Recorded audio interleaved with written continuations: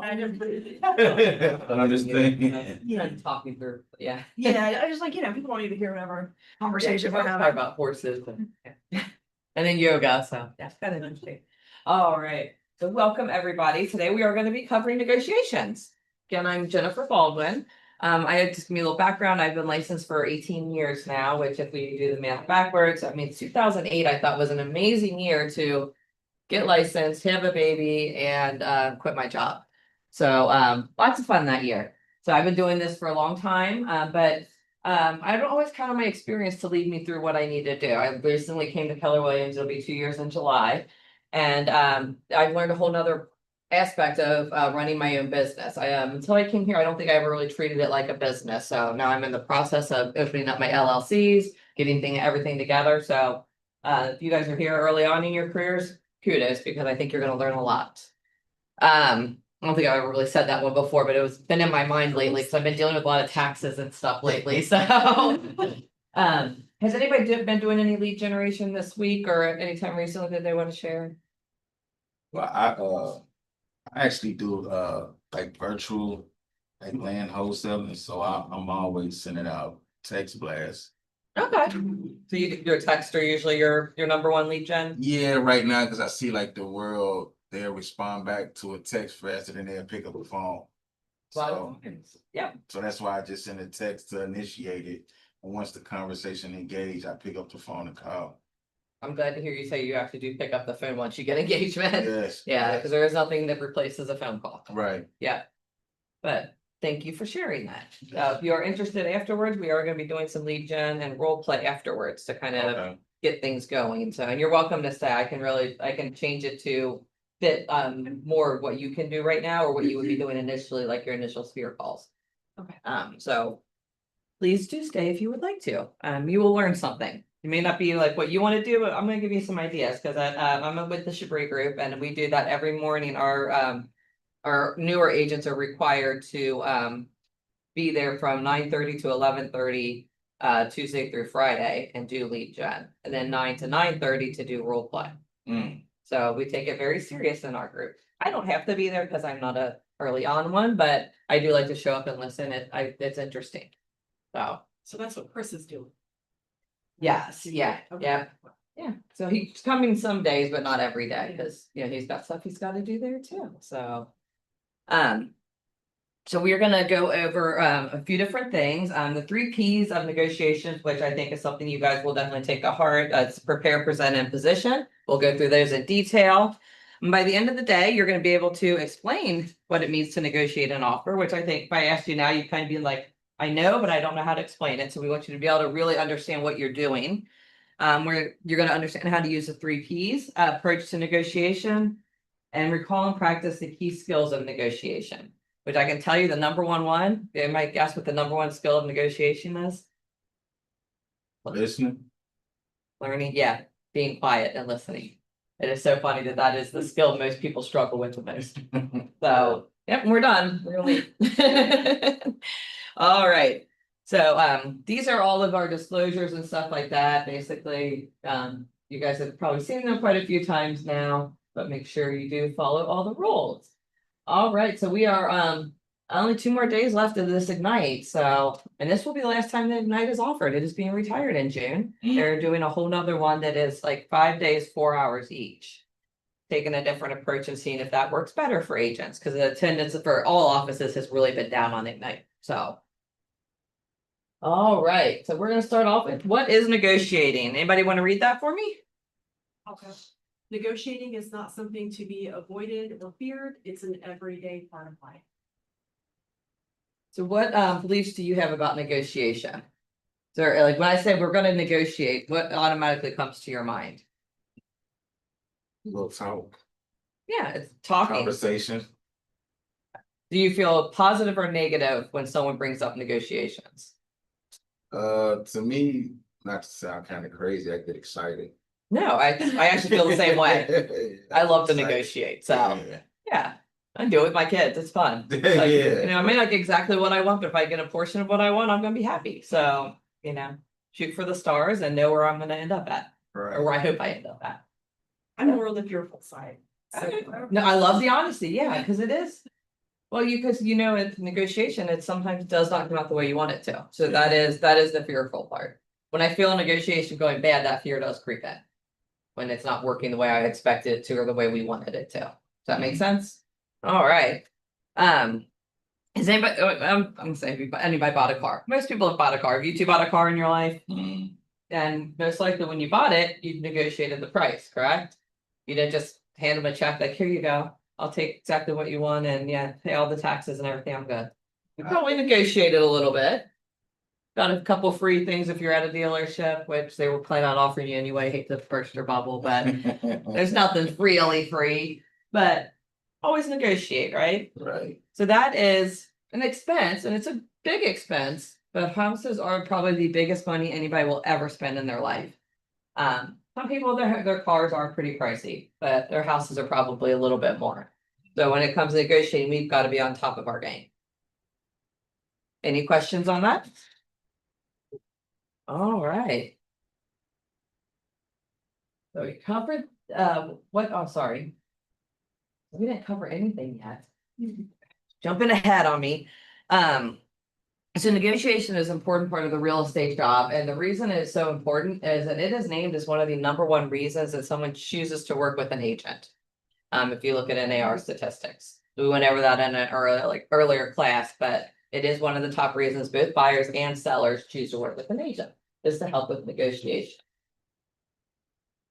So this is one of the big Keller things, the WI4C2TES, like that. I really wish they'd come up with a better way to say that because I barely even say the whole thing. So this is one of the things. It is usually if you have a whole book, it's at the beginning of your book.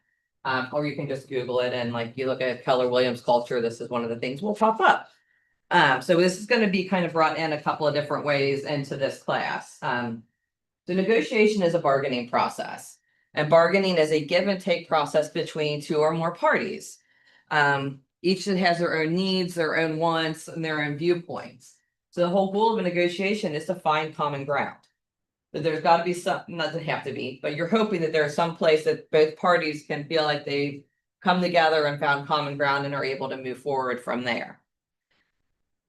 And when we look at these things here, there's a big part of it that comes into that. And #1 is the win-win or no deal.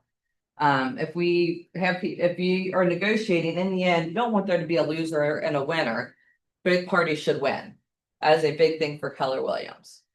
And then another one that comes into play is integrity to do the right thing. Because integrity is very important. Because if you are treating another agent the correct way, the negotiations are going to go a lot better for you. Another one that they bring in is communication. Seek first to understand. And when you're talking to another agent trying to negotiate either for your buyer or your seller, it's really important to try to understand where they're coming from. It's going to take you a lot further than just assuming that you know where they're at. Really listen to what they're saying. And then the last one that really plays in this one is trust starts with honesty. Being dishonest in a negotiation is never going to work out the way you think it is. It does not typically have good implications in the end. And honestly, it can be an ethical violation. I also teach ethics. So a couple of things to keep in mind is remember all of these things. These things are very important. The Kellerisms are always interesting. They're a lot of fun to listen to. And if you ever want to move into faculty, you better know these because they test us on them. I got a D on that test, so they were not happy with me. I've been studying since then. I'm a little bit better than I used to be at them. And then the other thing to keep in mind is keep your emotions under control. We all know we can get worked up and the excitement's great, but make sure that excitement isn't overruling your ability to listen and pay attention. Or getting angry, it's not going to help. So if you feel that coming on, it's something that we're all adults. We got to learn to control our emotions. We can't negotiate like a 2-year-old. We can't throw tantrums to get what we want. And I don't know if you all have kids, but don't tell me it never works because you know it does.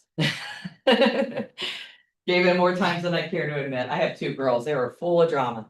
Still are 17 and 21. And also the other thing to keep in mind is give people grace. Try to understand what it would feel like to be in their shoes. So by doing that, it really brings a whole nother light to our ability to understand what's going on in a negotiation. So all those things kind of make sense. And it's all things we probably know in our heads, but hearing it out loud, I think really does help. Yes, to see this, it really does put things into perspective. So, okay, so do you believe in the customer is always, the client is always right? I do not. Okay, okay. I believe it's my job to make sure they understand what they need Okay. and that I can help them get what they need. Okay. But they are not always right at the beginning. Because So- sometimes what they want is not reasonable. Right, so with that being said, so like when you say keep your emotions in control, how do you kind of get them to calm down and understand? And Right. typically, I found that most people tend to calm down if you stay calm yourself. Gotcha. And just keeping them, I got a packet for you. Oh. Can you let her know what page we're on? I don't have a note on it right on this page. My page numbers. Ah. So it's probably 18.3 or something. Okay, yeah, it should be, you don't have this on the top, I don't think, because he's still writing it down, so. You can kind of peek and see what page he's on. Sorry, I just didn't, I wrote down a couple of key places, I did not write it down for this one. So yeah, when people are getting really, really upset, Mhm. it's easy to bring yourself to that same level. To start yelling to get their attention, to start ranting to get them to pay attention. But if we can stay professional and keep it that way, it does tend to bring people back in. So there's something I'd like to share just because people do tend to feed off of your emotions. And it's a little fun little fact, this isn't real estate related, so just bear with me for a minute. We were just talking about I have horses. It is a scientific fact that horses' hearts beat slower than ours do. So when you're near a horse, your heartbeat naturally slows to meet theirs, as long as you're not scared. I mean, if you're scared of them, that may not be true, but it will actually naturally calm you. So if that's not a reason to get a horse, I don't know what is. So, but it's just an example of, yes, they'll feed into what you're doing. So if you stay professional and you stay calm, it does tend to work well. Okay. Yep, and we're gonna give you some ideas on how to do that too. All right, so there's a couple different ways that happen when you, oh, sorry, go I ahead. get that last, success. Oh, you're still writing? I thought you were done. I'm sorry. So, Success, results through people. Yeah, I've got these printed and I look at them pretty much almost every day because it does help me to just focus. Yeah. And I enjoy this, so. I think that those are some good ones on there. What's your name, ma'am? Brielle. Brielle, I'm Jennifer. Hi, Jennifer. I'm glad you could make it. All right, so there's a couple things that happen when an offer is presented. So a lot of times, if you're very lucky, you present the offer, it's accepted, you go to closing. So those of us who have been in the business for a little bit, it happens. Not very often. There's always something that needs to be negotiated. Option 2 is that an offer gets rejected or countered. So that does happen. I don't consider a rejection a no. I consider rejection an open ability to submit another offer. right. So I think as an agent, I would say rejecting an offer is kind of, I mean, just come back at full list price with everything you want on the seller side. Rejecting is kind of, doesn't make sense. So, Unless you're just trying to make a point. If it was really just a dumb offer, I get it, but keeping the negotiations open to me rather than just shutting them down with the rejection makes more sense. so usually if you go make an offer, do you call the agent first or do you? just- 100%. You do. So I want to know what the seller's looking for, what's important to them, what can I put in there to make my offer stand out? Most of all, I want an open rapport. Okay, So always. I was just making. Normally I'm calling before I even show the property. So when I call the second time, they know what it is. Right, okay, So doesn't always happen. I mean, if I'm taking an investor out, I'm not calling those agents because chances are they're not even calling me out. They're right, calling me back. They just want to see something in writing and then we'll negotiate. right. But in a normal consumer type transaction, I always want to talk to the agent first if I can. Okay, So. I always find some reason to call. So after it's either rejected or countered, that's when negotiation comes back in. okay, That's where you're gonna start negotiating. And then goes again to accepted or rejected, and if it's accepted, you go to closing. So, so another question, no, when you have with investors, will you consider like when they say low ball, do you consider that as you say, like a dumb offer, No, just to get engagement. if they've got cash, they've got proof of funds, they're willing to work with them and they're not doing inspections, they're not pulling in any other stuff into it. Mhm. In the terms, we're gonna get into that in a bit, like, cause price is a big negotiation, but terms are also a huge part of negotiation. Right, So it's when it's brand new on the market, it's a little harder to justify a lowball offer, but if they've got cash and they're ready to go, we'll write it up and see what happens. If nothing else, it breaks that ice of writing an offer. okay, So now if they're continuing to do it over and over again, we might have a talk about what the reality of the market is. got you. So, but one or two, I get it. You got cash. You Yeah. should get a deal. Not as much as it used to be. 2008, you had cash, you could buy whatever you want. It's kind of cool. All right, does that make sense to everybody? Process of negotiations and a contract. I know it's high level, but we've got into tomorrow, they will talk more about like how to get to a close from negotiations, but today we're gonna talk about how to negotiate, and I think that's a little bit more pressing. I think this is probably the number one thing that people don't have a lot of experience in. Or don't have a lot of positive experience in, I'll say. All right. So you negotiate with a couple of people during this, and we are at 18.3. See, I did write it down, just wasn't further back. You negotiate with a couple different people during it. You negotiate with your clients and you negotiate with the agent on the other side. So what do you think it means to negotiate with your clients? To check to see their terms and, realistic terms. Yeah, I'm gonna go with that answer. Okay, yeah, that's definitely, yeah, what are their priorities? What are their needs? And what if they're not realistic, you may have to go to them and say, well, I know you want to get it at this price, but are you willing to move up if it means you get this house? Right. That type of thing. So yeah, it's clients 100%. You're always negotiating. You could just be negotiating on the time that you go to see a listing. That too. That's a minor negotiation. It's not one that you're gonna. It's not gonna make or break a contract, but it is a negotiation. Big one you can negotiate with your clients. We've got buyer's agreements. What about commission? Got an agent in our office that's charging all of her buyers 4%. Say that again, they offering the buyers, They're charging their buyers 4%. how they do that? They got them to agree to it. That's all that matters. I thought people were trying to get away from paying commission. Yeah, it's not my experience. People aren't getting away from paying commission. They just want to understand more of how it happens. So Gotcha. typically, like for her, a lot of times the selling or the listing is willing to pay 3%. We still see that pretty often. And then her clients pay her the additional 1%. Mm. I'm not sure how she negotiates it. I've not tried that one, but more power to her. That's all negotiable though. Somehow she's making that work and more power to her. I do have investors I work with that if it's under a certain amount, they pay me $4,000 for property. So sometimes that commission is gonna be 10%, Yeah, but that is the goal. We try to get the other side to pay it, but that is my $4,000 is my minimum fee to help them buy a house. And I think that goes up to like 135, I think is where the 4% or the 3% of that is lower. I charge 3% typically. That 3% is starting to get higher than the 4,000. mm, So do that for a reason. I don't want to work for free. right, So if I'm Is there getting a paid 3% of 50,000, is it really worth it? yeah, When they're getting the same service as if it was a $200,000 house? Right. Probably more work because even a cash buyer is a lot of work. Is You have there a a question? separate class just on that? If Cause I mean, they have classes ever that are about buyer's agreements, you want to attend. Because there's lots of nuances in a buyer's agreement. because I thought 4% was typical. I thought maybe even more. Nothing is never say commission's typical, just upfront. It's what I charge. Or what they're charging. There's not a typical commission. On a listing, on my contracts, it starts off 4% for all of my listings. I typically do get that. Me personally. Buyer side, I charge 3%.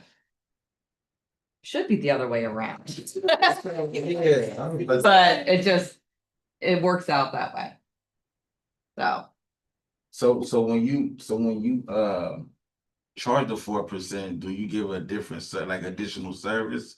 Versus like, say for instance, if they negotiate with you to 3, Not pick on something out? paper, it's not different, but when they are paying 4%, I do feel like I go above and beyond. Okay. I'll go a little further than a 3% one. I may push more things off on them than do them myself. Okay, But it's not on paper any different. I'm still gonna represent them to the best of my ability, gotcha, so. gotcha. But if they're paying me 4%, if they're paying me anything, I want them to think they got a bargain. I Right, mean, my latest review said I was a godsend. So, sometimes you're just like, oh, I feel good. That review felt good. right, And they did pay me 4% for the sale of their house, okay, so. So, sorry, agents on the other side of the transaction, I think we think of that more often. We're always going to be negotiating with an agent on the other side. Because that's who holds the keys to the seller or the buyer of whatever transaction we're in. Right, because we don't negotiate directly with buyers or sellers. Well, for sale by owner, yes, you do. And I actually really enjoy for sale by owners, they're fun. So that's the other person you'll negotiate with, is the agent on the other side. So now we're gonna get into what you're gonna negotiate, because everybody thinks price. That is a big part of it. But there's a lot of other ways there can be value in a transaction that is not just price.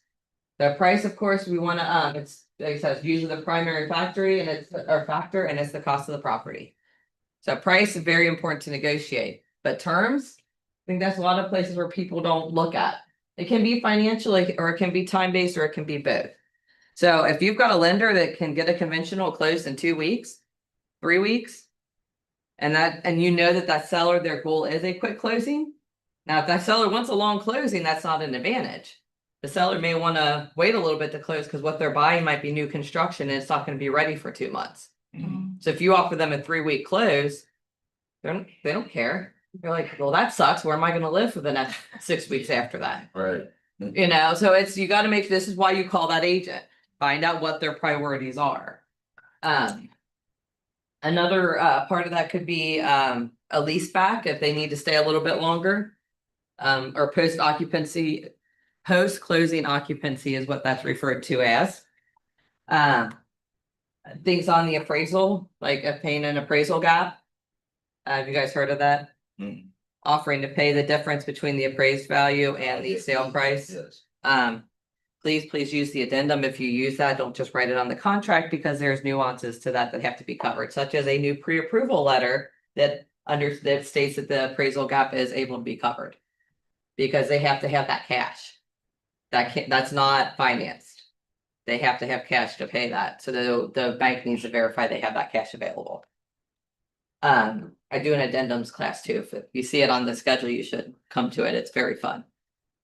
Really open up some eyes onto how to properly use addendums to our purchase contract.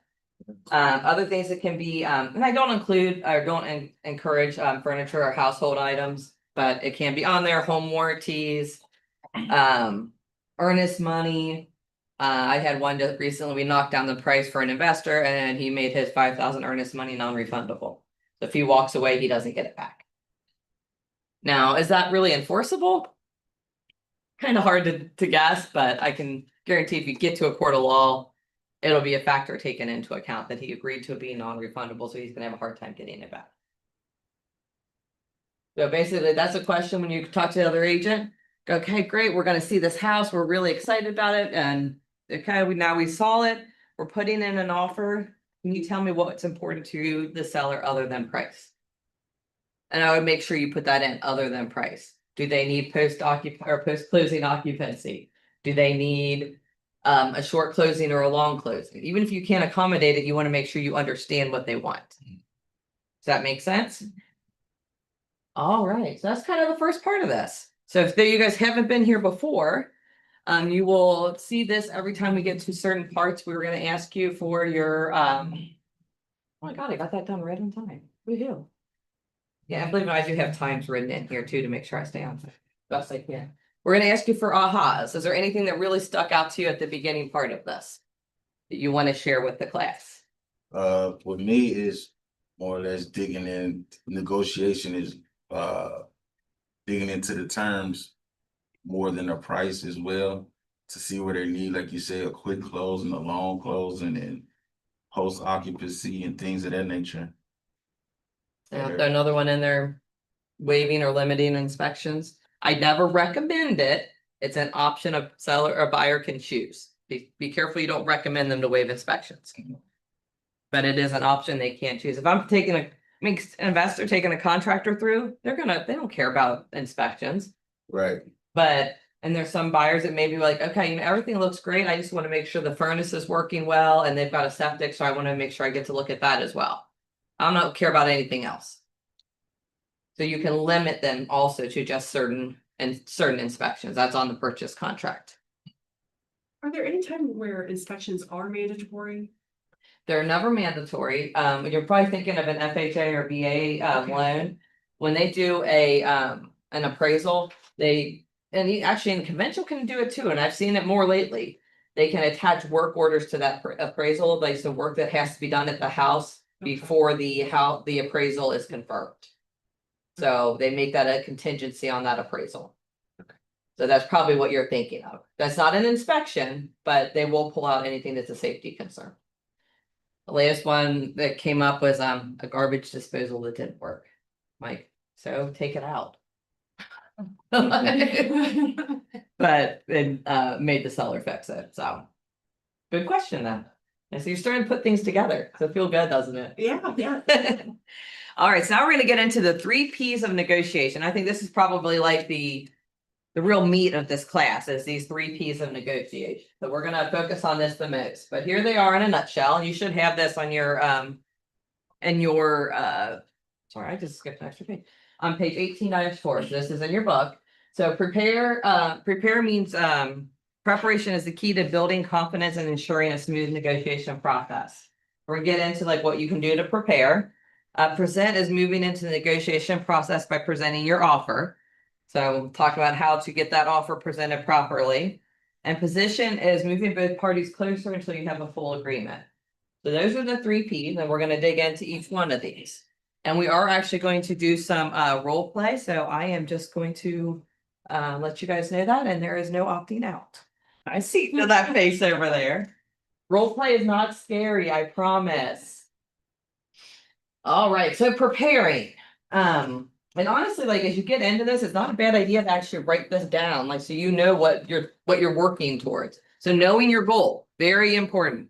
Have a clear goal of which reaching a win-win agreement is very important. You want both sides to be satisfied with the outcome of the negotiations. And a big part of this is to remind your client of what their motivation is for moving or selling. Moving or buying, sorry, selling or buying. So reminding the seller, remember, you want to get closer to your kids, or you want to get down to Florida and never have another snowfall, whatever it might be, whatever their motivation is, remind them as you're going through the negotiations, especially when they start getting stubborn or getting emotional. But in the end, you want to sell, you want to buy. So we're going to figure out where we come together at. Know your client. Fully understand what your client's goals are, and where they're willing to negotiate and where they're willing to stay, they will stay firm. Because there is some things that are not compromisable for some people. This may be their top price because that's all they're approved for, or all they mentally can handle. I have never hit a top of my pre-approval when I bought a house. I'm like, you really think I can afford that much? Come do my budget for me, because I have no idea where that money's gonna come from every month. So make sure you understand what that may be not negotiable for, but maybe they're willing to give them free post-closing occupancy to accommodate what the seller needs. Or maybe they're willing to drop the home warranty and purchase that at a later date. Whatever it might be, what are they willing to compromise on that may not cost them a lot of money out of pocket? That makes sense? All right, so think ahead. Kind of anticipate what the other party intends to get out of the negotiation. So kind of getting to know what the other side wants and what they need could that'll help you a little bit in knowing what to present your offer in the best way, is to kind of understand what the other party needs. I think, was it this class that got into it? I think it does, so I'm gonna not go into what I was just thinking of. All right, next part is to set clear expectations. That is probably one of the biggest things that I see an agent fail on when they're dealing with their clients, is letting them know what's gonna happen and what their expectations are. Because if they don't know what's coming, they're like, we gave them an offer, they should just accept it. Well, then you haven't given them any clear expectations. So you need to let them know when we present an offer, this is possibly what can happen. They could accept it and all parties are happy and we move forward. Or they could counter offer. There may be something in the offer they don't like, so they're gonna counter. They may outright reject the offer. Now, if it's a reasonable offer and you've done your due diligence, you're probably not gonna see a ton of rejections. But what if you're in multiple offers? There is a chance it could get rejected. So just make sure that you prepare them for what could happen so that they understand what the expectations are. Be informed. Before making an offer or counter offer, make sure you always talk to the other agent. Because if you know what they're looking for, you need to find out, if you know what they're looking for, you'll be able to give a better offer. Sorry, got two sentences mixed together. You want to find out as much as you possibly can about the other side.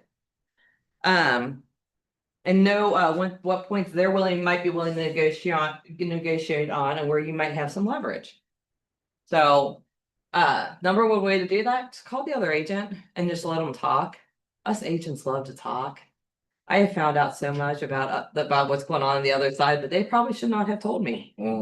But I had one tell me like, oh, if you present an offer, we don't want to work with the agent that's already given us an offer. So if you give us this much, we'll take it. Oh, did you talk to your seller first about that? Because it was still well below list price. But I'm like, okay. I told my client, they're like, write it up. They accepted it. So, okay. So call, let them talk, ask open-ended questions. We're going to get into what an open-ended question is. Give them a chance to really understand, to really dig into what their client wants. You may find out more than what you thought you would, and it could be very helpful.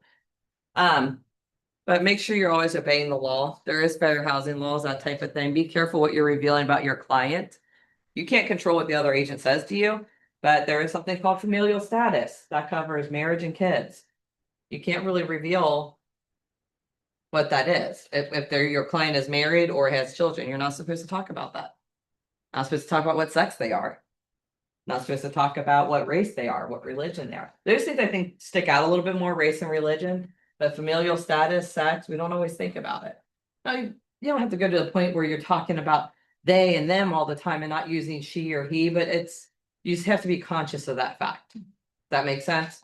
Yeah, that came up yesterday in yesterday's class because when I bought my house, I was a single parent. And I think that my agent, I don't know that she used that, but I know that the homeowners, the house that I was interested in, really wanted to help me out. And they may have. And I was like, yes. Yeah. You're like, it works for me, but it's those things called love letters.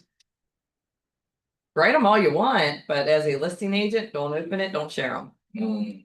Because and I can actually write one that is completely fair housing compliant.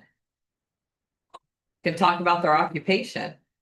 You can talk about that they love the neighborhood, that type of thing, but you can't talk about anything that's a protected class. You can talk about their pets. But don't send a picture or don't look at a picture because sex and race are most likely going to be revealed in a picture. Not 100%. Or of the pet, yeah. Oh yeah, send all kinds of pictures of the pets. That's great.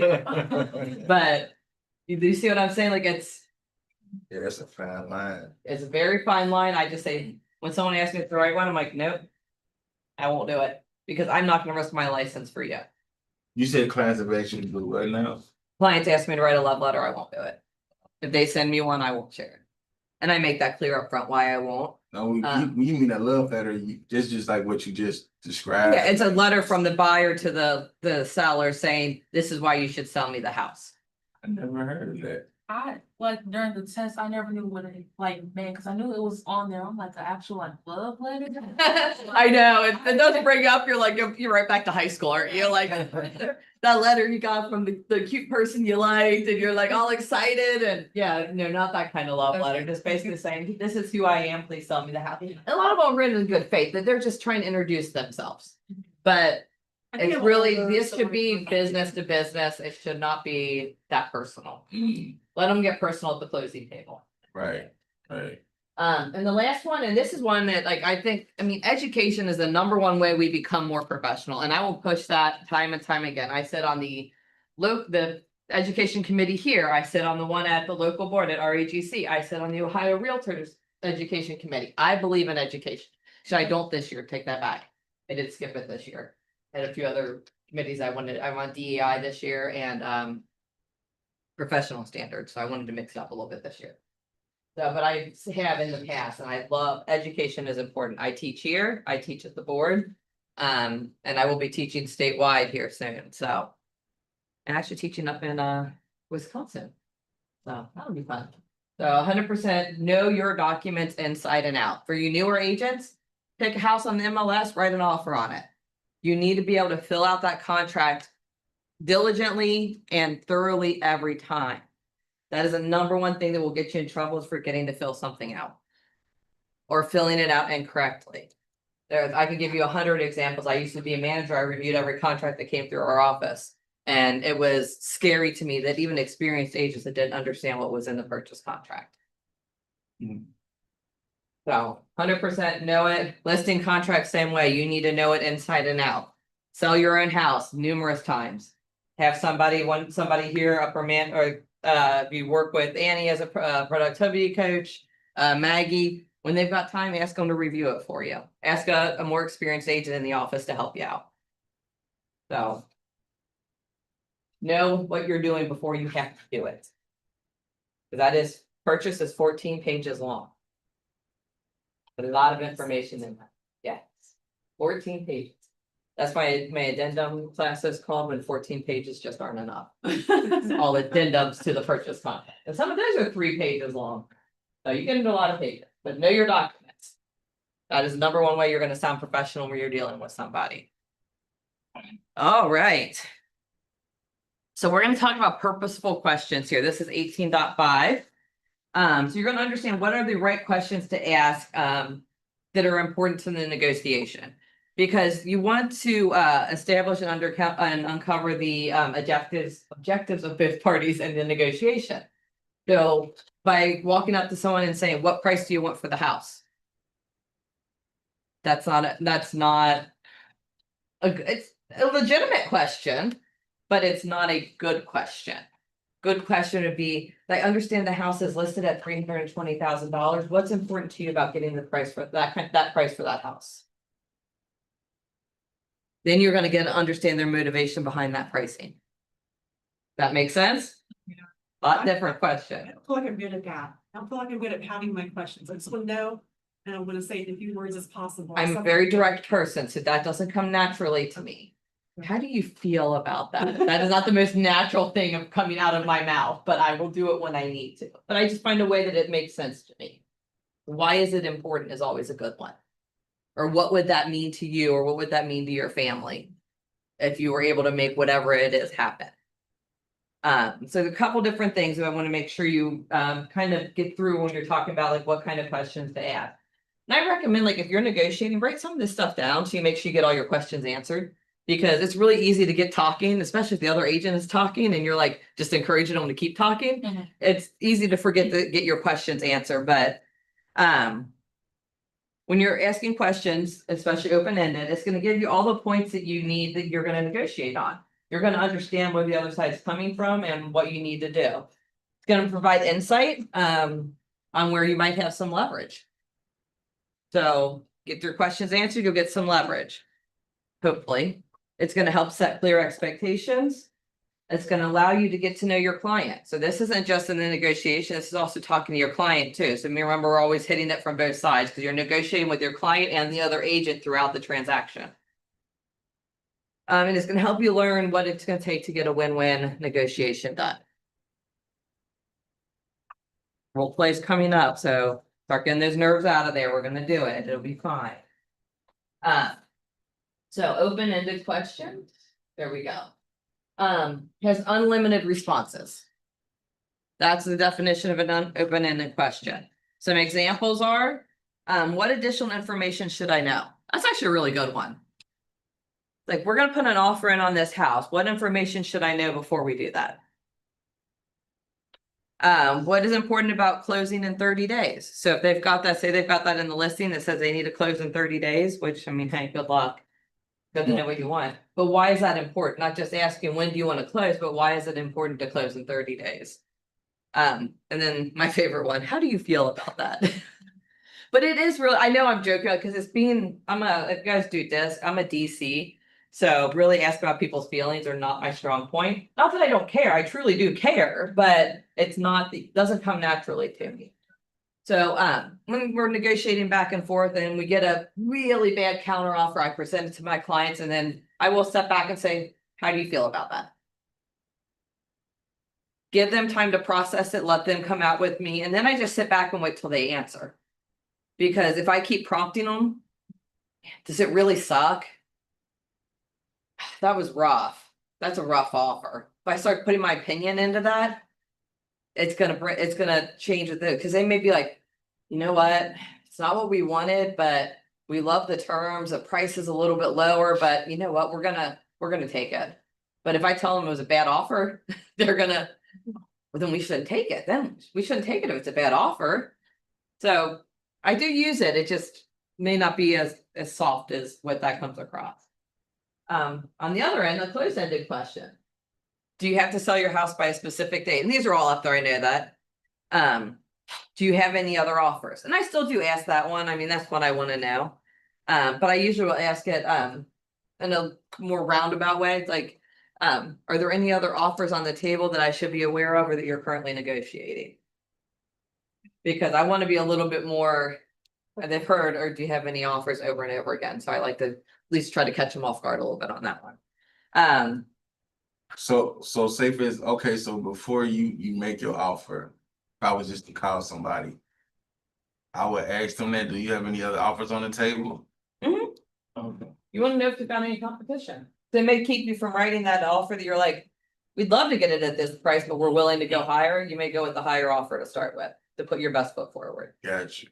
See, cause I always, when I submitted offers, I just submitted my offer. I never called an agent. Well, I just started calling agents and asking like what's going on with the property and asking like the open-ended question, but I never asked the closed-ended question. Yeah, and I'm not saying that actually that one, I mean, there's other ways to, like, what other information should I know? Should Right, include yeah. other offers, but sometimes if you don't ask specifically, the agent doesn't seem to tell you that. Gotcha. So usually, But you make, I want to hold before you, I will let you go forward. I don't want to interrupt, but I want to make sure I don't forget to tell you this. They do not have to tell you if they've got multiple offers. that's not about the ask. Yeah, just, I want to be clear on that. If the seller has not allowed them to do so, they cannot tell you if they've got multiple offers. So they have So to get permission from the that is seller. the seller's discretion. yes. Gotcha. But sorry to interrupt, but if we moved on and I didn't mention that, I would feel bad.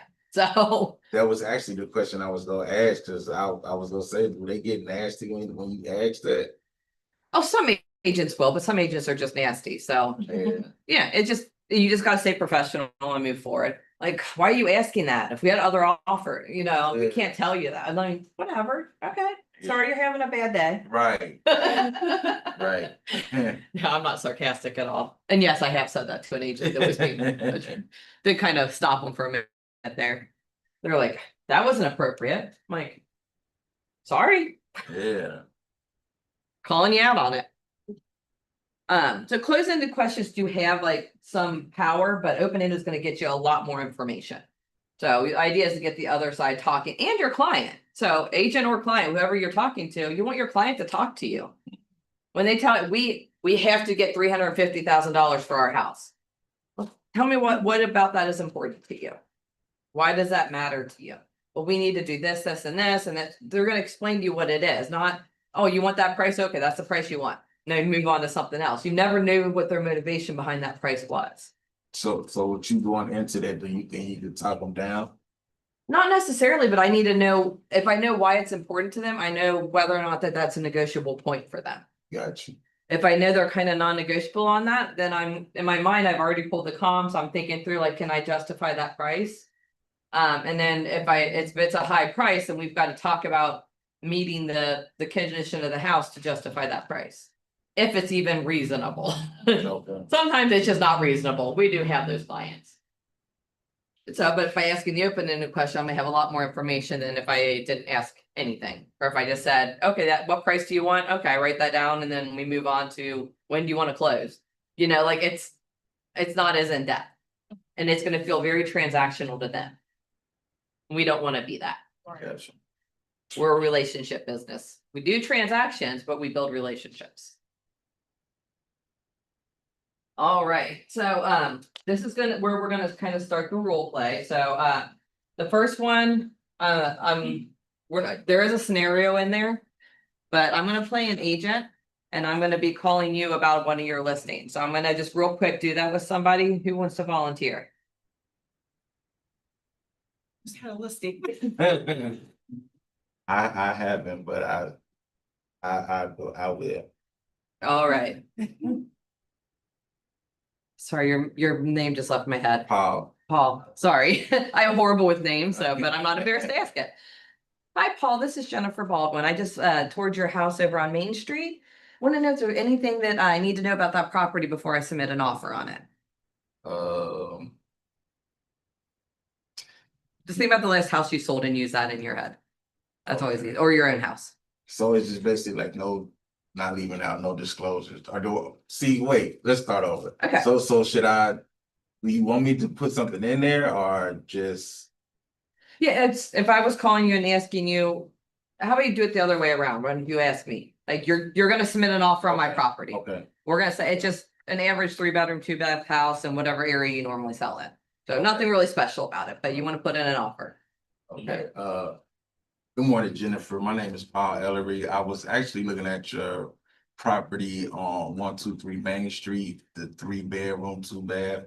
Is there anything you could tell me about the property or what's going on with the property? Everything is in the disclosures that you need to know. The seller's just looking for a quick closing on this one.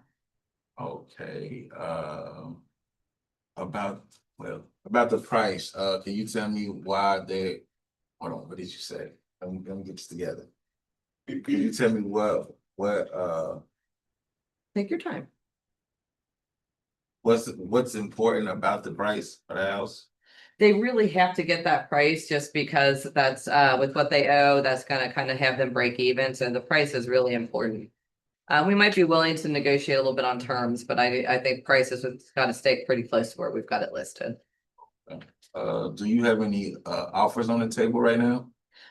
Don't have anything. I've heard there's a few coming, but I haven't gotten anything in writing yet. Okay. Do you know if your seller needs to do a quick close or long close? They would like to close in less than 30 days if possible, so we're hoping for a conventional or cash offer. Okay. Okay, well, let me talk to my buyer and I will be back with you. Sounds good. Thank you. Thank you. See, not that bad. It's good. See, it's not impossible. But it is hard when we're just like randomly doing it because you don't have a lot of background. So when you do, you guys are going to get together and do this. I'll sit with one of you if you would like, since we've got an uneven number. There is a scenario in your books. So we are going to go through that and you guys are going to role play for a few minutes. So who wants to pair up here? I'm the least experienced. It doesn't matter to me. Well, I'm gonna have you two get together and then I'll work with her because I think you guys might be able to feed off each other a little bit better. Is that That's my okay? dad, so. Is it? Yeah. I don't know this channel. It's like, Would you guys Yeah. prefer not to be paired up? Because you're gonna do this twice. It's fine. Love It's my daughter. it. Awesome. So you just coming into the business? Uh-huh. Awesome. That is really cool. So Dad's gonna teach you right from the beginning. All right, I gotta pull it up in this. All right, we're gonna kind of step over here just so we're not talking over each other. I just have to kind of pull this, it's on in my book, so I have to pull it up in the big book.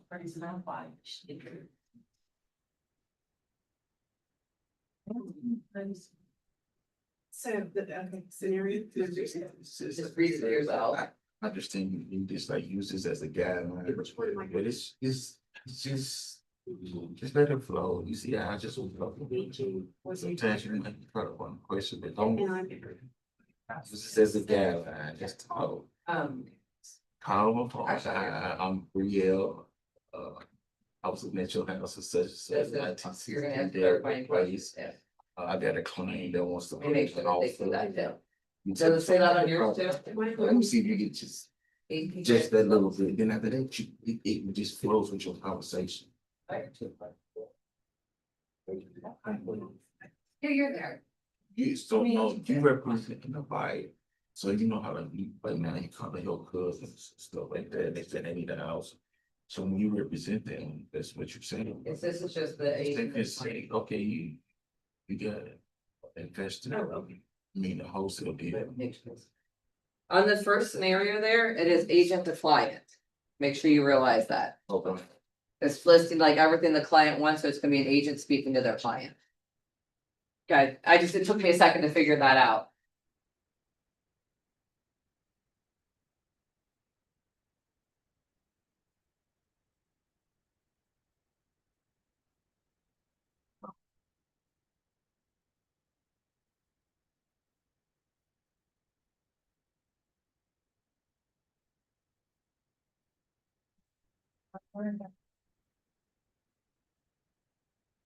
First, yeah. So, that's what we're doing right now. Okay. They have something open-ended one way. It's actually no toll, that let it flow. You got the, no phones, in your ear. I understand you really, love this house from the buyer. Over, and I think that she had a price range that you're currently. I think that one can negotiate that price down based on a, What is the bottom line price you are considering? is listed as. I can do no less than 150. How much? Do you have any other offers that you get at the moment? I do have one. Feeling about that. It's hard to listen. I don't know if it's in- I understand what it's listed as, but I So, really. so when I said, so when you said, do I have I one? would keep my payment. My price, I said 150, which, when they say the price, you say, can you tell me why that price is important to you? And then you just start talking, I'm like, okay, I need 150 because I offer 140 and I don't Seller. wait when I'm less than 10,000. You know what I'm saying? So you figuring out your reasons right now, like, okay. The behind. Oh, my dad's a contractor, so I mean, like that. So also you don't, so long the nerves and then when you call it. Be like, hey, well, okay, I agree, I'm looking at your property at 1963 Dalebrook Place. Can you tell me what's going on with the house? Then you say, well, my seller is, big four play clubs, you know, if that's what they're looking for. The bottom number on it is this, that, and that. Come on, you tell You got it. me. I'm just, I just help you out, just, come on, talk to them. I'm gonna be the agent, I'm gonna talk to you about why, Is there about this thing. a reason why? Think we're gonna start. I understand we scored Don't that say house, we these. absolutely love it, it's listed at 175, and I'm close, I know that it's. What's the bottom number? They're asking. What's They, the, they might or might not tell you too. Remember I told you, some people are rude. Why is that right? They might or might not tell you. Based on my budget. but it's just bottle, you would make sure that I have. I don't want to, due to seller discretion, I don't want to share that right now. See, conversations go like this, when you just submit your offer, and we get back with you. They're offered. Everything you need to know is written in the agent's disclosure. It could go like that. That's what I'm saying. Some agents ain't friendly. You got to know that, but you can't go off the rails. Don't have to end. So you break the ice, so we get on the phone, stuff we come in before. Yeah. And that's fine, you know, pursue in 24 to 48 hours to have that offer. Free agent, who's just actually pitching him. So what you sold a different person. Other activity on the I property. mean, I ain't say asshole, like the seller might just not want to share that. You can say, if my buyer wants to submit an offer, we will get that up to you in 24 hours. You think that would be helpful? That's simple. Yeah, right. Oh, my God. But it's not This is why necessarily you- a rule, like she said, some sellers might not wanna share, It'll and it's a help. lot of offers. Some sellers might not share that it's an offer. It's different, every situation not gonna be the same.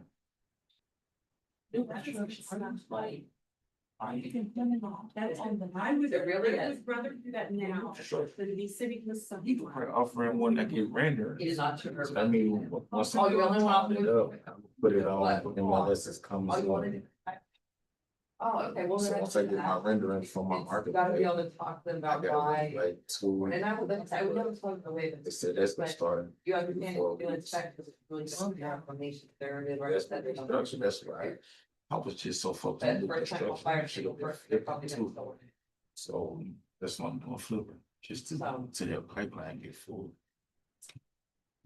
But if we offer them full price, and we do inspections and some problems, we'd be willing to be more than 50 slots, but we have a low offer and then. I mean, like, like this, the house, big old spending, such as I don't know.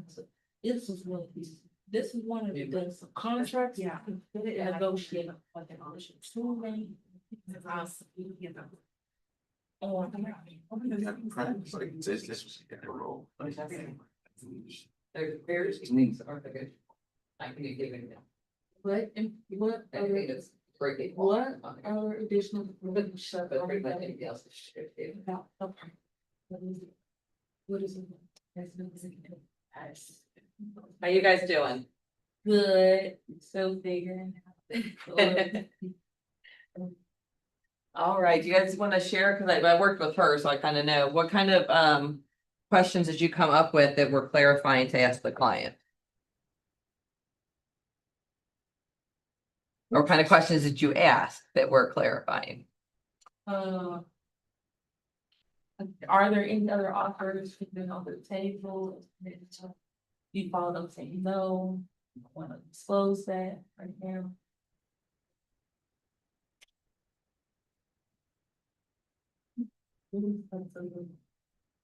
What was on there? Yeah, kind of a little bit. Yeah, and that's why like the goal of role play or scripting, as some people call it. Is when you go through and do it, you've got a list of questions to ask, or you've got a list of things to do. So at the beginning, you may be kind of, and like going through it step by step and asking them certain questions to clarify and to get the information you need. Mm.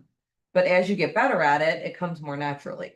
So you don't have to refer back to a list of questions. Yeah, I think that's the biggest thing, like contracts, like negotiating, like not trying to make it seem so transactional, okay, things like that, like let it flow. One of the things, I think it was Chris that came up with this, was telling them up front, like, hey, just so you know, I have a list of questions I'm gonna go through because sometimes I forget to ask what I need to. So if I sound like I'm reading off a question, that's what I'm doing. So just bear with me, just I want to be sure I don't miss anything. Don't tell them you're a new agent. Okay. They don't need to know that. Maggie told me that, told us that in class yesterday, like, okay, just like reading off, like, in it's like checklist, like what I'm. Yeah, just say this way, I do it this way because it keeps me focused and make sure that I get all the information I need. So with new agents, is that like blood in the water? It just, it gives them a reason to not treat you the way they should. Gotcha. I can tell you, like, when I'm dealing with someone that seems hesitant, that doesn't seem to know what they're doing, I'll look them up and see how long they've been licensed. I like dealing with new agents because I understand what they don't know is just because they don't know it. Right. And I'm going to try to help them as we go through the transaction. Right, If it's an experienced agent just being a jerk to me, then they're going to get a whole different treatment. I'll still be professional, but I'm not going to be as understanding about it. right, gotcha. So, and that's, as I said, I look them up not as a bad thing, just as it's gonna change my mindset in dealing with them, that you may be new agents, you may not know. So that way, it's not that you are being difficult, you just may not realize it. Yeah, That makes sense? Yeah, It's coming out saying, I'm a new agent, it's just some people will not treat you right. Right. It is, It's like they'll take advantage of it, That's what I'm saying, is like. but, and they'll justify it because they're representing their client, Mhm. and that's not okay. So, was that fun? You know, role play every day? I would try. Can chat GTP do that? They Yes, can, I actually, use yeah. Scripts, actually. That's my favorite go-to. Yeah, ChatGPT will script with you and it is kind of fun. If you can find another agent that's like-minded, in the back of, the whole book is a whole list of, different role-playing scenarios for you to go through. So you can do that, or you can just pull them up. I mean, Google it. There's always stuff out there. So.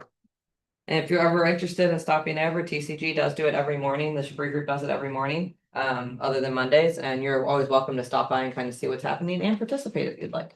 Oh, they don't mind? Yeah, I mean, after, we can't come in every day for weeks at a time, and then we're letting just come to our team. But yeah, it's give me a call. I can make sure that they know that you're gonna be there and we can set it up. You can come and listen. It's neat to see it because it's 10 or 12 agents all doing it. Which you don't, I know they've offered it here numerous times, but you don't typically get that much participation. It's required for we have 4 tiers. It's required for our tier 1 agents to be there. Mm. Can I get your number, Jennifer, so I can? It's 513-375-4046. And yeah, I know this is on YouTube Live, but just Google me. My phone number comes up anyway. I'll do it. Wow, on YouTube? Yeah, it's YouTube Live. Oh. I didn't know that. I did. They record all of these. Oh. Which is why they make me wear this silly little mic. All right. So that was kind of fun. Scripting a little bit. I know it was probably rough, and that's okay. The first time you do these, they should be a little rough. Now, if we at the end of the class, we come back like, let's do this one again, it should feel a little bit more natural. And then you do it again in a week, it'll feel a little bit more natural. So it's supposed to feel a little rough at the beginning. I know you were like, you're good at this. I'm like, 18 years. I've been doing this. I could do it in my sleep. So, all right. So now we're going to talk about presenting. This is actually very short and sweet. So it works out pretty well. Slightly behind on time, but not doing too bad today. So this is 18.6. We're going to talk about, 18.7. Sorry, present, not prepare. So we're going to talk about some of the things that you should do, when you're presenting an offer. First one is call the other agent. We've talked about it several times. We're going to talk about it again. Call the other agent. Pay attention to nonverbal clues. When someone pauses before answering, that means they're thinking. So they might be thinking about the best way to answer that. Or if they get irritated, you understand, like that's a change in their voice. You're going to hear that. So just pay attention to the nonverbal clues. And keep quiet once you present the offer. Don't immediately call the agent. What did you think? What are your clients going to do? How are you feeling? Don't show anxiety. Don't show desperation, because it will relay. So once you've presented everything, you can call them to say, hey, just want to verify you got the offer. Just I should be available all evening if you have any questions. So if you don't miss it, it's only open until 8 p.m. this evening. So if you can't get an answer by then, can you please let us know well before then if you need additional time? So with your contracts, how long do you give them to accept? It depends on the situation. If I'm writing it after like 5 o'clock, it'll be like 10 the next morning. If it's early in the day, I want an answer that night. And if they can't do it, we will usually, I let my clients know this is what we're putting in. There's a good chance they'll ask for extra time. We'll let you know if that happens. Okay, I just don't want them holding on to it, hoping to get other offers. right, So I will usually push a little bit for it. okay, And on that note, make sure that when you're showing properties that you pull the disclosures, you read the agent remarks, you look and see because they're going to tell you in there if there's specific scenarios they're looking for. So don't ask them to have an answer back in 24 hours if they've said they need 48 hours to get an answer back. Don't call them for a showing or to find out why you can't do a showing when they put in there that it's tenant occupied and they need 48 hours notice for showings. I still call them and say, hey, is there any chance of getting in early? My buyer's available tomorrow morning. It'd be really convenient if we could do it. They'll say no, most likely, or they may be able to work it out. The 48 hours is what the tenants asked for. Mhm. So, you know what I mean? It's, you just make sure you're doing your due diligence so you don't miss something. Listen very carefully to what's important to the other party. If they, whatever they tell you, just make sure you're paying attention to what they're telling you. And we'll talk about again, stay calm and relaxed.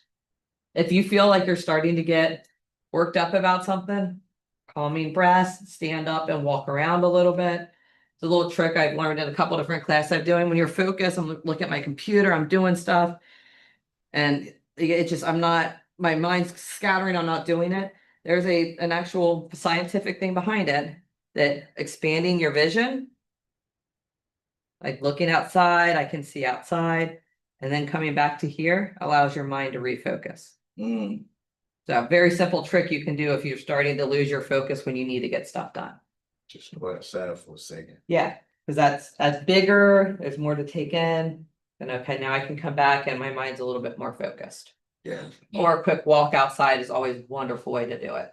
So some people talk about like mindfulness, and number one thing you can do is put your feet in the grass every morning. Like really sucks when there's snow on that grass, but you know, I get the concept. Walking outside kind of changes your mindset in the mornings.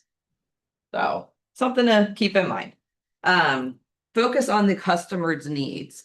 So try to keep your emotions out of it and make sure that you're focused on what the customer needs and not what you need.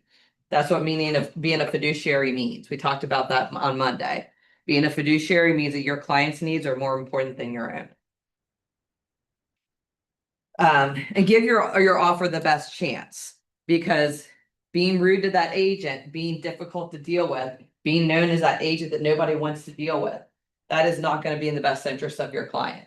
Every time you're negotiating with another agent, keep in mind this is your career, and there's a good chance you'll deal with that agent again. Mm. So do you want, when you submit an offer, do you want an agent to look at it, not that person again? Or do you want to be like, oh God, that's Jennifer. Like, oh, she was great to deal with last time. Oh, you never did close, but it was great still. So I'm gonna call her. I really want to deal with her. So I'm gonna call her and we're gonna work this out. That's more the reaction you want to get. Right? Yeah. You knew someone was going, oh my God, not that person. It's really not gonna make me feel good. And there's agents that I like when I'm going to show on their listings, I'm like, God, don't like the house, don't like the house. Because like they're just difficult and they're gonna make it harder than it needs to be. Yeah. And I will still, my client will never know that. But it's still, yeah, there's always those things that go through your mind. All right. So that's all about presenting. Presenting, basically what they're saying is be a professional, talk to them, stay calm, stay professional, see what you can do. Do your due diligence.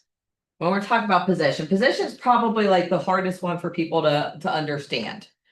And not because they don't understand, we all know what position means, right? I mean, it's not hard.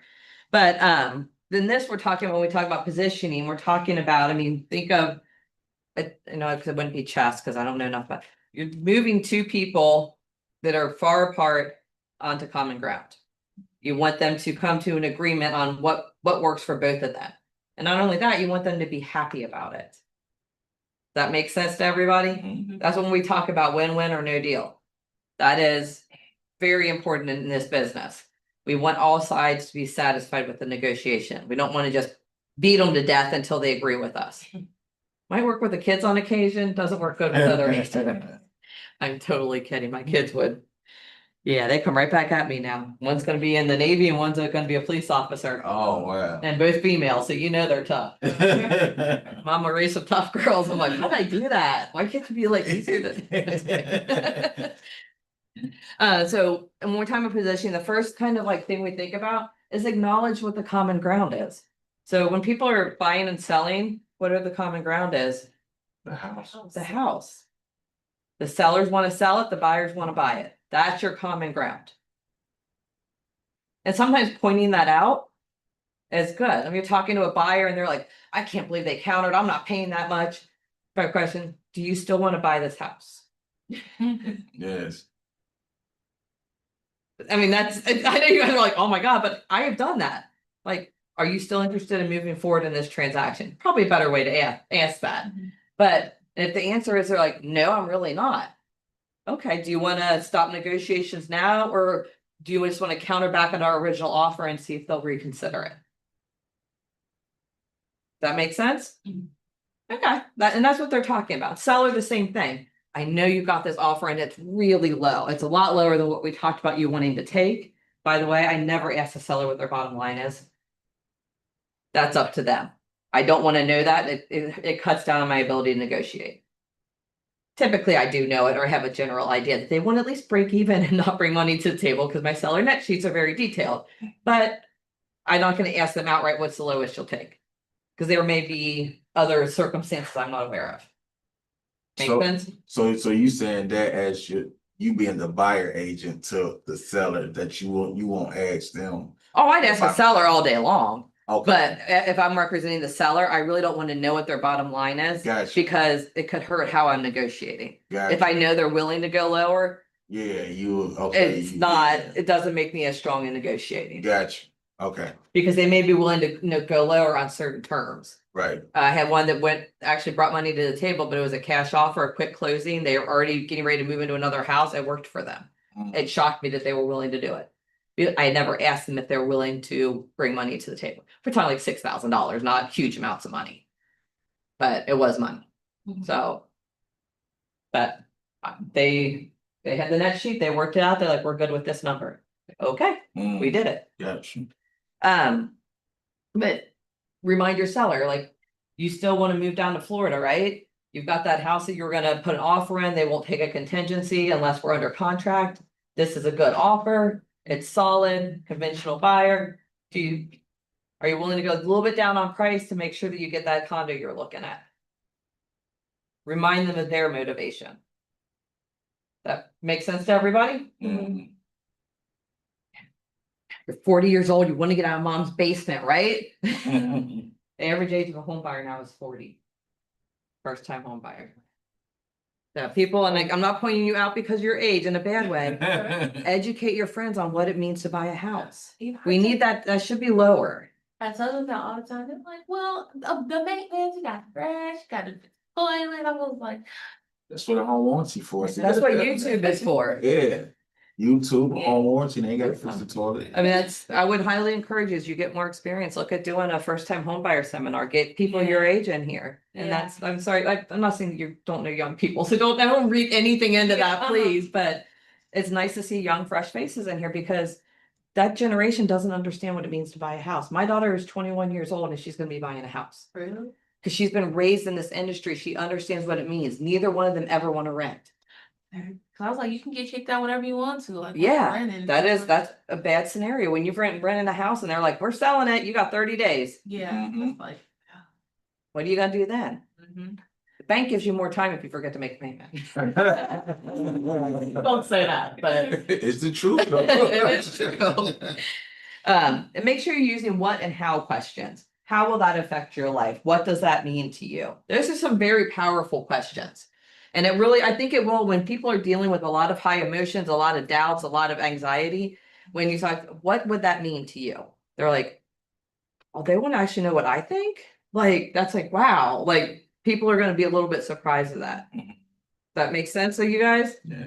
Yeah, as much as I'm not touchy feely, but I do generally care. Yeah, So, like, okay, I hear you're very upset right now. What about this is really bothering you? And it may take them a moment to calm down, but they're like, oh. Well, I can't believe they think we're closing in 30 days. I can't move out that quick. Oh, so you didn't care about the price? All you cared about was that they wanted to close quickly? Okay, that's easy to negotiate. Let me call them and see if we can work out a better term on that. Mhm. You know what I mean? Like bring it back to, we're still moving forward, we're still gonna do this. Make sense to everybody? Mhm. Alright, this is why I want to teach this class, I get into this stuff. And then the positioning is a process, don't always come back at your best counter or assume that whatever they've sent you is a final offer, it takes time to move people towards the right thing. But what's important is keeping that communication open. Now, that doesn't mean take your time, because if another offer comes in and they've countered to you, that's an open offer. They can rescind that offer and accept a different one. Mhm. So don't assume just because you're in negotiations, they won't accept another offer. Right. Been burned by that more than once. Mm. And the last one, and this is the hardest one, know when to walk away. knowing enough is enough. Sometimes it just is. That's hard. Yeah, So what's the deal breaker? Like, It's really up to the individual client. Like, one that fell apart recently, I was helping another agent out and I could tell they kind of didn't really want the help. It wasn't my client. She's transitioning to our team from another brokerage. So I had to help her because that way it would be under our brokerage and not under her previous one. So I was helping her negotiate and they just were so nitpicky about every little thing. I'm like, do they really want this house? Like I actually asked her that, like, are they trying to get out of the contract or they like, what's going on? And we did get it under contract, then we got to inspections. And I don't disagree with them, but the seller wouldn't put in a radon system. Like $530,000 house, $1,500 radon system. If we couldn't bring those two together, there's a reason why. she didn't even want to give her credit for it, so They like, didn't want to give anything. They had, well, it was a contingent sale. mm, So they're like, we've already given enough. We're opening the pool for them, which is expensive. And they're gonna make sure it's in good working order once they open it. So if there's broken, they have to fix it. So that's a big unknown for them. And they had agreed to do something, but it wasn't enough for the buy. I can't remember every single detail.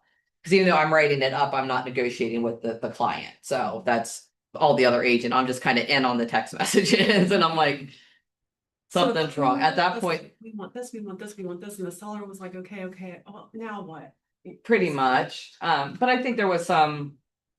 I think the buyer was being overly, I think there was something in their head that was telling them it wasn't the right house and that's why they were being overly picky. So at a certain point, we're both like, the contract was canceled. that's what I was Because- about to ask, so did they? Yeah, they couldn't reach an agreement and both sides walked away. Gotcha. So, and probably for the best. I don't know that that would have ever closed. Mm, Something else would have came up. uh, You know what I mean? Yeah, so Yeah. I had So something, sometimes it is best to walk away. I So, go had ahead. something like that with a piece of land that I was buying, and it's just nitpicking. I'm like, it's land. It wasn't even a house on it. I Yeah. just was like, I'm done. Yeah, if I had a piece of land that kind of went that way, and the next offer we got was clean and clear and we closed on time. That's good. So it was a good thing we walked away from that first one. Right. Yeah. All right, so I think this is our last thing. Yeah, so I'm gonna skip ahead here for a second. Because this takes a minute to do. The reason not that I'm like, oh, tell me I did good. I need evaluations. I have to gather 75 to get on Keller Williams faculty. So that's why I want to skip ahead to this so we don't forget it. And then we're gonna go back and do a role play real quick. We may go a few minutes past 11, so if anybody's like, I need to be out of here, I understand, but. We got started a few minutes late, so I want to make sure we get in this role play. What region do we? You're Ohio Valley, Oh, okay. and when you get to the name, you literally scroll all the way to the bottom, and it's gonna say agent or name not on the list or something like that. Because I'm not faculty yet, so my name doesn't come up on the list. So course name do we with It'll be Ignite? Ignite, session 18. Okay, now what did you say we put for instructor? Scroll all the way down to the bottom. Like, yeah, I gotta see those thumbs moving because it's all the way down. And it'll say instructor name not in list. Click on that and then you'll type in Jennifer Baldwin.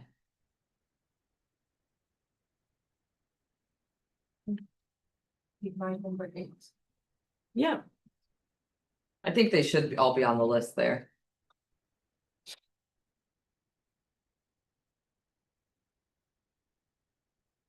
I guess everybody's in there, so I'm gonna go back to.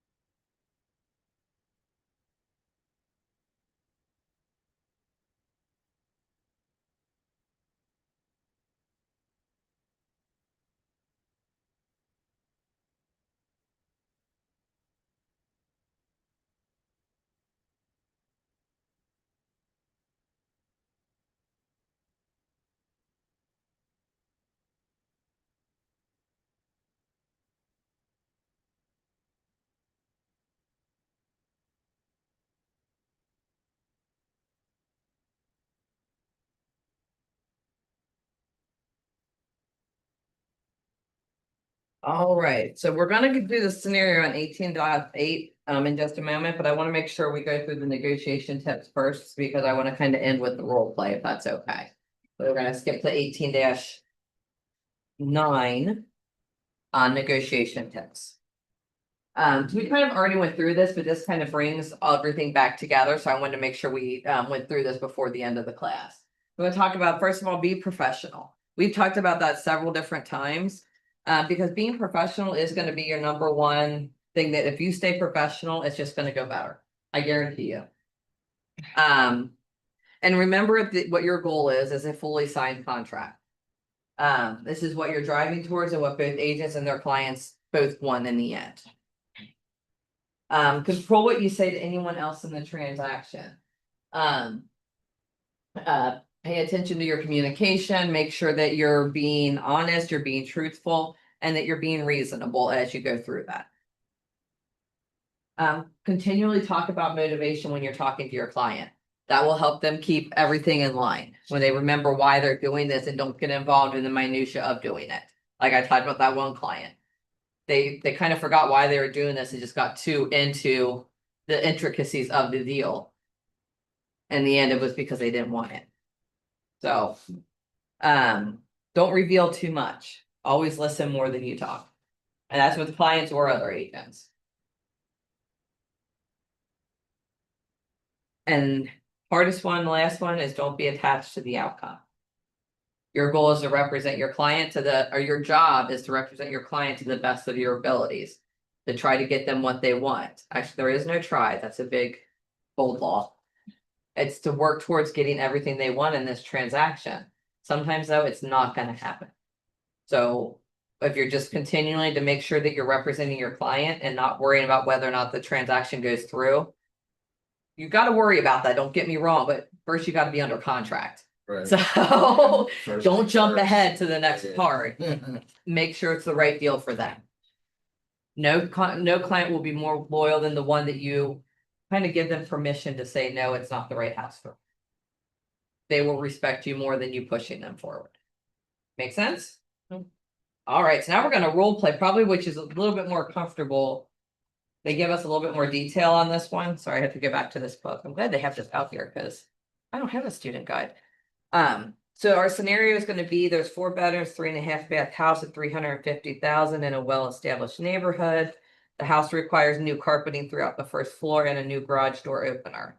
3 offers have been made, but all were below asking price. So you found out this information by asking open-ended questions.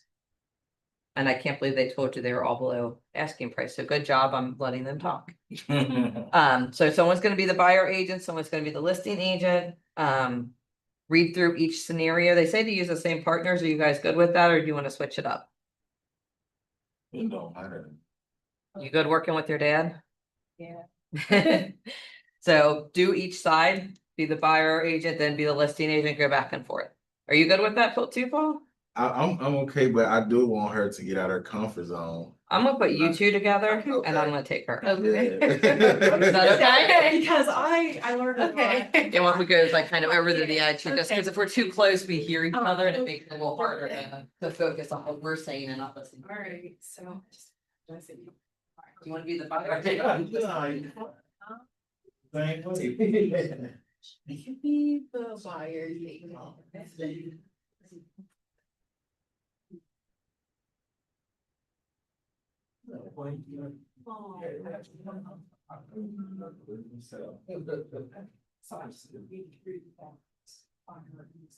All right. Hi, Jennifer, this is Bria. I see that. That was doing-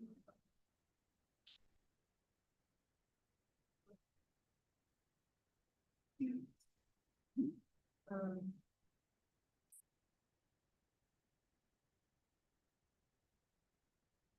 Three offers. One and then the offer against the price and kind of looking to get some push past the price. So. My clients have they would they would like to, as possible, but they would prefer to, stand their ground a little bit on the, price. And not worry about closing this, if that's what they need to do.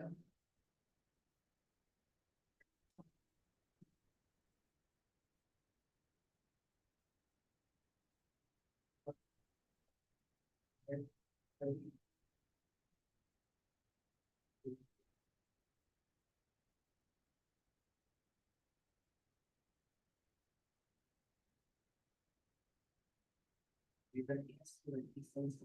Are you work to these, you buyer, something.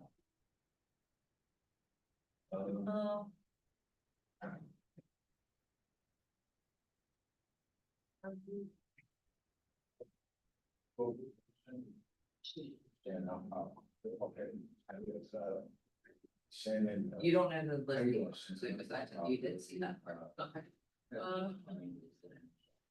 These are two black things about things, so they would like to close in the first amount as possible, that's something you're planning to be able to do, sure. That's what you're gonna ask. Okay, got it, it's got our go for sure. You're applying, so you, the buyers will close in a short time. Okay. Well,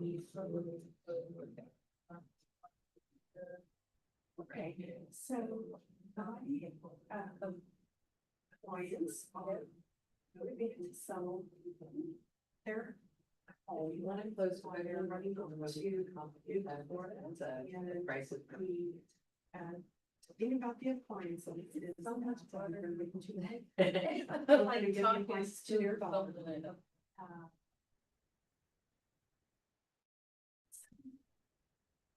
Just saying it for you. Grab a pen and we're gonna go through some questions you should ask, and then we're gonna try to. They do need some of their house, but where they can do, so they're, it's a pretty fun whole When I'm looking at the buyer's agent, this is basically, you had this conversation with your buyer, and this is what they wanted to do. So. Yeah. So the first thing I would ask is up to, like, have the offers on the property. See. That is negotiable, it's. And you, That they do very soon, but the sooner that. what terms of the. Just myself,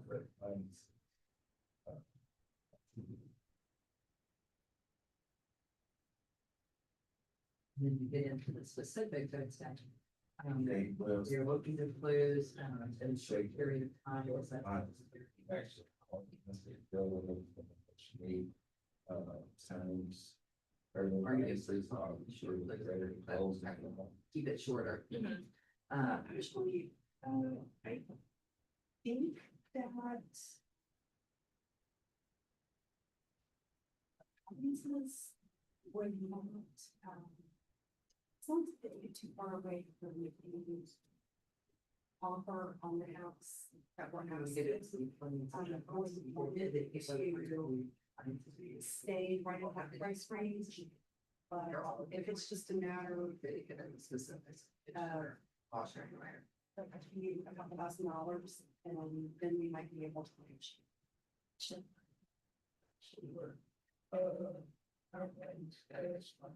Give you a little bit better guidance. Yeah. I do it right again. Yes. Hi, Jennifer, that sounds good for me.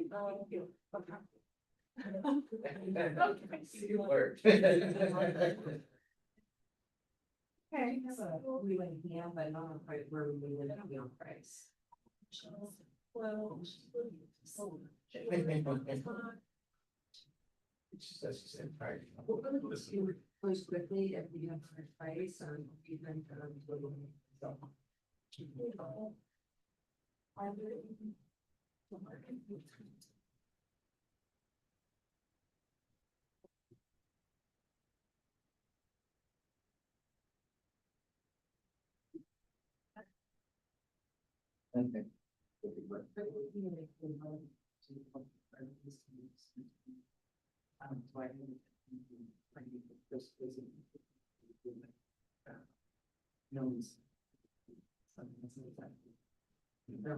3 years term. There's something specific that makes something to this. I see I'm listening to it. Yeah, I'll need drop because I wanted to hear it. What has the seller indicated to me that they need? And in this case, it may be, I may bring up the appliances at that point, that, just so you know, we did put it in MLS with the appliances staying because they are gonna be removing all the appliances from the house. That type of thing, that's a term. Because what stays with the property is a term of the purchase contract. So I thought the seller, so the listing agent wants, it stays with the house or it doesn't stay with the house. On the purchase contract, you typically do say, but they're saying that they're removing them. Right, okay, So you need to let them know that they're being removed. okay. So with that being said, the terms will be negotiated. Can we negotiate the terms to like a $2,500 credit for appliances to see if we can get that? Or, You could, but.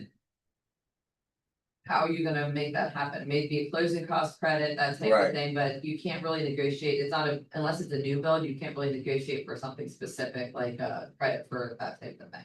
I know people say they do like a carpet credit, that type of thing, yeah, but am I gonna give you a check to Lowe's for you to buy them?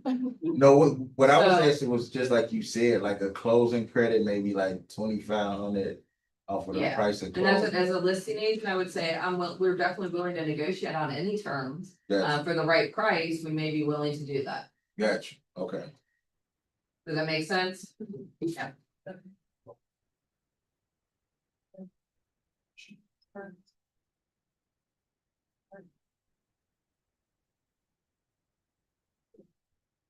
Really, the biggest thing for them is gonna be that they are gonna be taking all of the, those signs out of the fire and place and such, so make sure that that.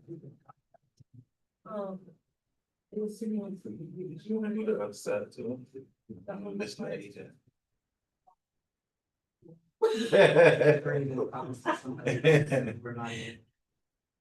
Yeah, I thought. See better. That's it.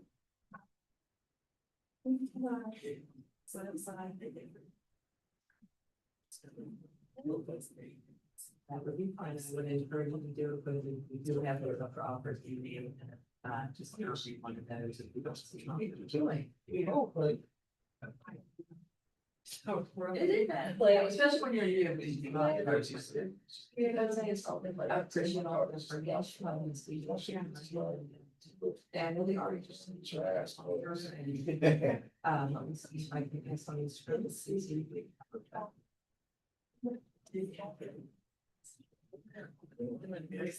Yeah, that's all, but it's, you can get good at it in practice, and that's what it is. I didn't do it last time, when I was on my last trip, it's been relearning how to do it.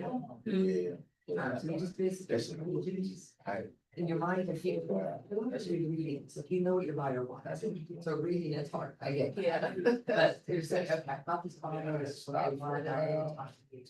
Back to it now. And so, okay, we're just starting to move. So we want to be appointments, is that a hard no, or is it something that we're going to negotiate on? No, I'm sorry, we already promised somebody, just can't go back on that. Once you get to You know, start. be open to like slowly talk about it, or something, sure, if we find out which one. You know, just kind of early for more information. Because in the end, and that's when you're gonna realize the pricing all there is just not going to be right. Spiritual.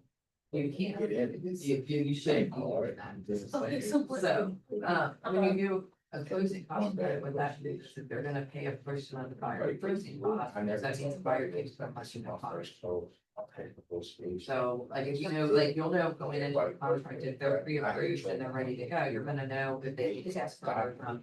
Else they're paying for that cost, that's something that else company should be sharing. To say they don't need closing costs credit. So they're good to go, they've got all their cash in hand, it's closed, their down payment, everything's good. So they might, by getting a closing cost credit, that's gonna leave some of that money in their pockets, and then they can, Something they can hard though. But they can eventually buy the clients themselves. Okay. Or it could be that they do need some money in closing costs, and you're gonna have to get on some additional to help with that. Okay. You have to keep in mind, that there's limits to how much you have to get on the mortgage side. This is something. I think most conventional are Some of 6% sort of, because you of the sale prices, contract you just handle it. So. which is a once you large send it amount. to me, That's $6,000 with $100,000. $8,000, $300,000, that was $100,000. Oh, okay. So you're not asking for that. Yeah. Yeah, I've got a decent amount, I don't know. I if got that's what you want. that great doctor, something was taking hours. So, but in the next part of this would be going back. You're not figuring it out, you know, something about y'all. Seller said, and talking, like you went in the first area, talking to your buyer about the term and seller's bonus. Now, if your buyer's stubborn and 340 and they want credit for closing costs, that's bringing the seller's net sale price down, so. We're gonna ask them for credit for. The appliances. Do you really, can you consider coming closer to list price on your offer? That's it, but that different. Okay. Because we're asking the seller to do something, because we gotta give something. Yeah. Right. So, there's a big chance they already said we have three that are below ask, so we have some that are not what price we need, so previously clients. Right.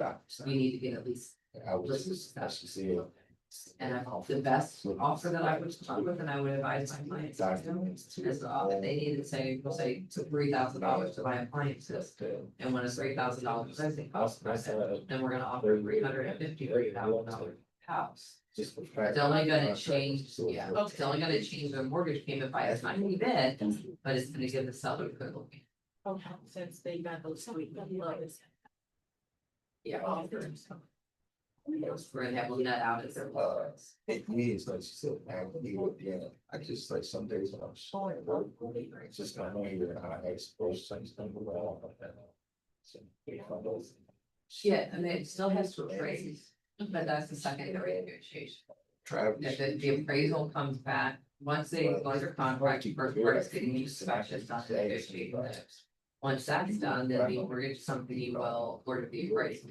Okay. If that appraisal comes back low, then you have a couple of scenarios. The buyer can agree to pay the difference. So if they comes in at, they've offered $350, comes in at $340, they can bring that $10,000 to closing. If they have it. Most buyers are not gonna be willing to do that, but they could. If they just see the house, they have some cash on hand, they may be willing to. If they're trying to Right. but most buyers are not gonna do that. You can negotiate the price. So that it matches the appraisal or there's some in between. Travis. To say they agree to drop the sale price of $45,000, now your plan is buying I might be $5,000. at home, like see something I want. Sometimes I can't. A lot of times the mortgage person will get involved, like, and they take $5,000, it's just. Or it's just like- Payment and I know. there's some wiggle room there, and that's good, but that's gotta be a good conversation, gotta be involved. Or you can choose to terminate if we can't reach an agreement. Okay. And deliver. So, After. but if they're listed at $350, you know that that's a good price. And if Once you it's get them the going up initial $353, it's They probably. take care of the contract. So it's a Get bit- over it, addendums. New construction's a whole nother ballgame. That's, you're not gonna be negotiating closing costs with the field right there. That's pretty cool, but I still got. But the options are. That's what I do with those. Make sense? Yes. Yeah, so, yeah, that too.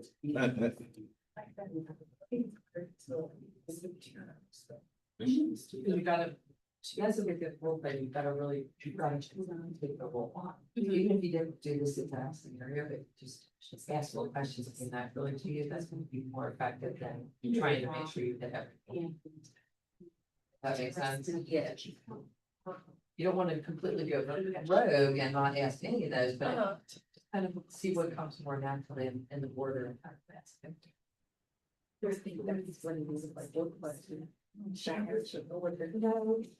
They don't see like.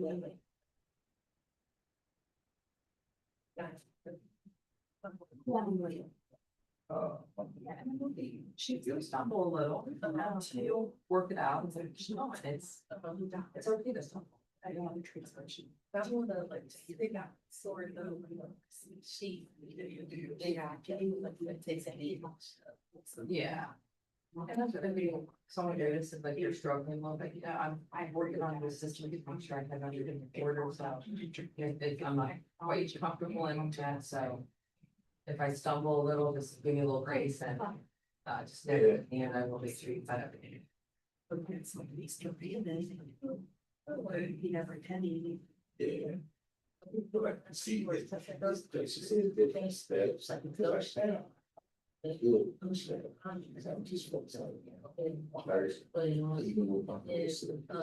Just like all of you show up, I think I'll get these two years, what should be taking too much time. Yeah, just, no, the big part of the recovery is, like, part of it, yeah, what these teams need to do, so that way longer, it's the negotiation process, you know, where both sides are coming from. Stretch.